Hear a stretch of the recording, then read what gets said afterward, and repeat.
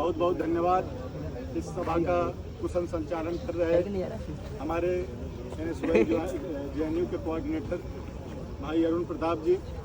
अभी हमसे पहले कुणाल भाई ने बहुत ही बेहतरीन तरीके से बिहार का मसला और किस प्रकार से वोट चोरी हो रही है और किस प्रकार से लगातार भारत की आत्मा पर हमला किया जा रहा है उसके बारे में चीज़ों को उजागर किया।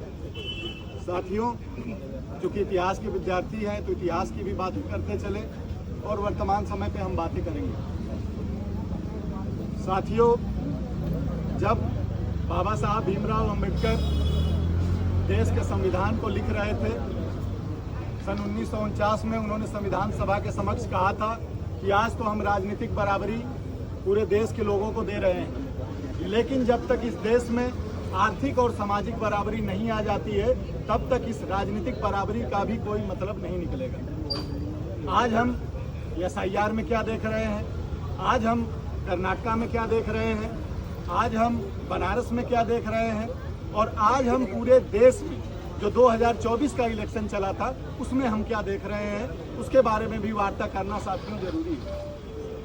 कहा तो यह जाता है कि आप जहां कहीं भी हों, यदि आप सत्ता के खिलाफ दमनात्मक प्रवृत्ति के खिलाफ यदि अपना उंगली उठाए हैं, यदि हाथ कटा हुआ है तो इस ठूठे का भी इस्तेमाल कर रहे हैं, तब भी आप लड़ाई लड़ रहे हैं। तो साथियों, इस लड़ाई में आप सभी को शामिल होना है।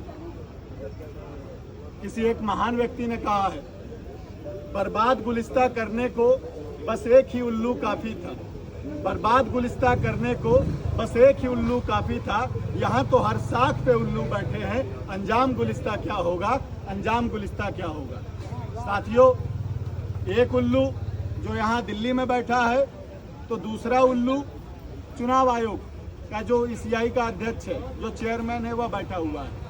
देश में लगातार संवैधानिक संस्थाओं पर हमले किए जा रहे हैं, चाहे वह मीडिया का क्षेत्र हो, चाहे वह ब्यूरोक्रेसी का क्षेत्र हो, चाहे वह न्यायपालिका का क्षेत्र हो।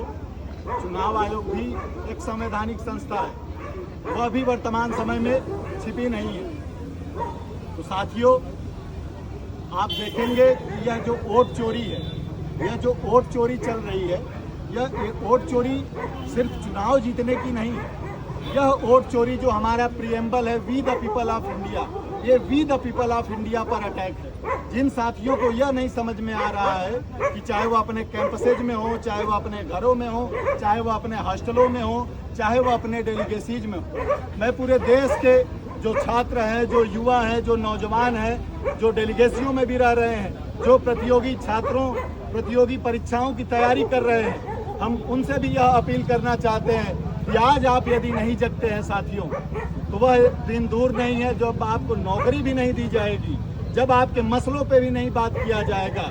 उल्टे आपसे जो बोला जाता है ना कि ये चंदौली में हमारे यहाँ पर स्याही मार करके वोट ही नहीं देने दिया गया, यह इस प्रकार की चोरी है।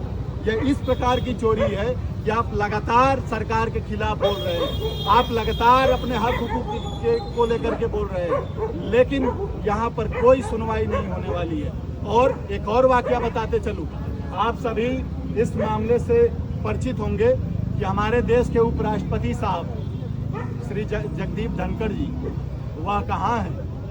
सवाल यह है कि वह कहाँ हैं? अपनी बातों को विराम देने से पहले यह पूरे सभा के समक्ष यह सवाल है, और यदि मेरी बात यहाँ से 8 किलोमीटर 9 किलोमीटर दूर, यहाँ से यदि राष्ट्रपति भवन है, यहाँ से यदि प्रधानमंत्री का कार्यालय है, तो इस JNU की भूमि से हम यह पूछना चाहते हैं कि हमें पता होना चाहिए इस देश के जिम्मेदार नागरिक के तौर पर कि हमारे जो निवर्तमान उपराष्ट्रपति श्री जगदीप धनखड़ साहब, जब से उनको पद से हटाया गया है, उनका कोई अता पता नहीं है। सवाल यह है कि जगदीप धनखड़ भी इस वोट चोरी के मसले को लेकर के जागृत थे।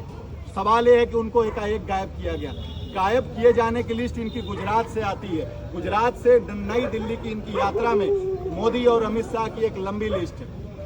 साथियों, मैं इसी आह्वान के साथ अपनी बात को विराम दूंगा कि यह लड़ाई सिर्फ जवाहरलाल नेहरू विश्वविद्यालय की लड़ाई नहीं है। यह लड़ाई जामिया से लेकर के BHU तक, इलाहाबाद से लेकर के हैदराबाद तक, मणिपुर, नागालैंड से लेकर के राजस्थान तक, केरला, कर्नाटका से लेकर के मुंबई तक, इवन जम्मू कश्मीर तक के जो कैंपसेज है, जो छात्र है, और हर एक क्रांति में छात्रों, युवाओं, नौजवानों का उसमें हस्तक्षेप होता है। उसमें कहीं ना कहीं एक कारगर उनका यूँ कह सकते हैं कि एक अपना हाथ होता है। तो आप सभी से इसी अपील के साथ एक बेहतरीन कार्यक्रम के लिए, साथियों कई कार्यक्रम होते हैं वह दिशा निर्देश को लेकर के होते हैं।